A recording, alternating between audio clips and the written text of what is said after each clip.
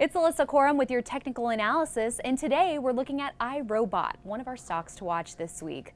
IRobot is setting up in a base ahead of its quarterly earnings report on April 24th.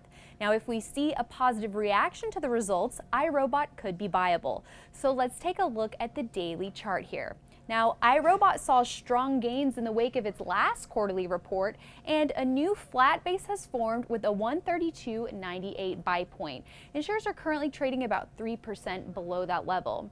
Now, the relative strength line is closing in on its prior high too, which is positive. And this tighter base comes after a deep base, which is something that we've seen with a lot of stocks lately.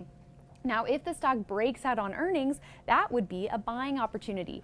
Even if we see a breakaway gap and IRobot becomes extended from that standard 5% buy zone, it's still a buying opportunity. Now, in that case, investors should look at an intraday chart and see if the first 5-minute bar looks strong. And it would also be ideal to see the stock close in the upper half of its trading range for the day. Now, buying on a breakaway gap might seem counterintuitive, but our research actually shows that this action is often the precursor to further gains.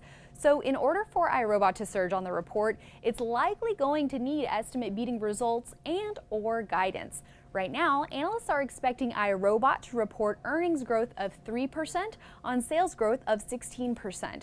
And while that does mark a slowdown from the prior quarter, the company's sales estimates for the year are strong, and earnings are expected to pick up in 2020 with growth of 25%. Investors should look for top stocks that are setting up in bases ahead of their quarterly results, and IRobot is doing just that. For Investors Business Daily, I'm Alyssa Corum.